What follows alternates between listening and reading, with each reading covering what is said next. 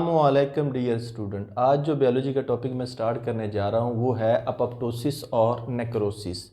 जैसा कि मैंने शॉर्टकट वर्ड्स में इसको डिफ़ाइन किया है कि apoptosis is a programmed cell death. एक सेल की प्रोग्राम के मुताबिक मौत जो वाक़या होती है उसको हम कहते हैं अपप्टोसिस। और अगर हम यहाँ पे नेक्रोसिस को देखें तो necrosis is accidental cell death है कि अगर किसी सेल या टिश्यूज़ की हादसाती मौत वाक़या हो तो यानी अचानक मौत वाक़या हो तो उसको हम नेक्रोसिस का नाम देते हैं। तो वैसे आपने देखा है कोई भी जानदार जो अल्लाह ने पैदा किया है उसकी एक ख़ास लाइफ लिख दी जाती है, लिख दी गई है।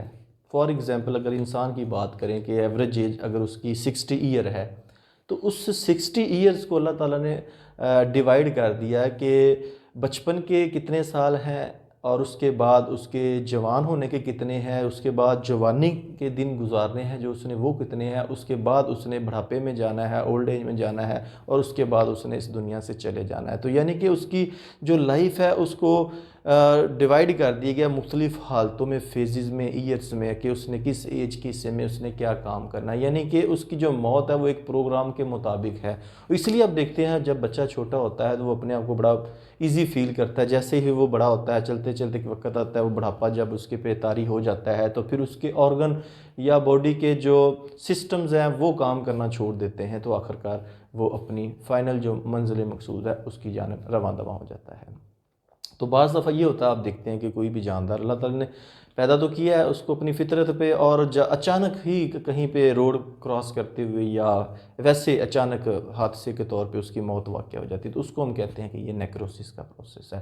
तो आइए चलते हैं एक लेबल डायग्राम की मदद से मैं आपको बिल्कुल अपप्टोसिस का प्रोसेस क्लियर करता चलूँ। ये आपके सामने एक जनरल सेल है जिसने अपप्टोसिस के अमल से गुजरना है। और आप देखें तो इसमें सबसे पहले जो क्रोमेटिन मटेरियल है वो क्या कंपेक्शन और सेग्रीगेशन के अमल से गुजरता है। और कंडेंसेशन ऑफ साइटोप्लाज्म यहाँ पे आप देख सकते हैं जो माइल्ड कन्वोल्यूशन हो रहा है यहाँ पे। और उसके बाद देखें तो उसकी जो सेल मेम्ब्रेन है वो किस तरह ब्लेब्स बना रही हैं और जिनको हम बाद में अपप्टोटिक बॉडीज़ का नाम देते हैं, जिनको दूसरे जो फेगोसाइटिक सेल्स होते हैं वो हड़प कर जाते हैं, खा जाते हैं फेगोसाइटोसिस के अमल से। तो ये देख सकते हैं आप किस तरह ब्लेब्स बन चुके हैं और जिनको हड़प करना है फेगोसाइटिक सेल्स ने। तो आप दूसरे अल्फाज में यूँ भी कह सकते हैं कि वो अमल जिसमें सेल की प्रोग्राम के मुताबिक मौत होती है, इस अमल के दौरान सेल सिकुड़ जाता है और स्केलेटन जो होता है एक ट्यूब्यूल का जो साइटोप्लाज्म के अंदर एक नेटवर्क बना होता है जिसने सेल की खास शेप दी होती है वो टूटकर गोल हो जाता है या टूट जाता है, बिखर जाता है।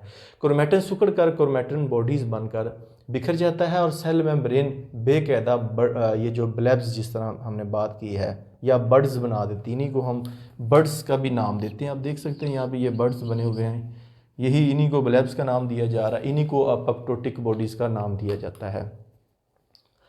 और ब्लेब सेल से फिर टूटकर अपप्टोटिक बॉडीज़ बनाते हैं। इन बॉडीज़ को दूसरे जो फेगोसाइटोसिस के ज़रिए सेल जो होते हैं वो खा लेते हैं।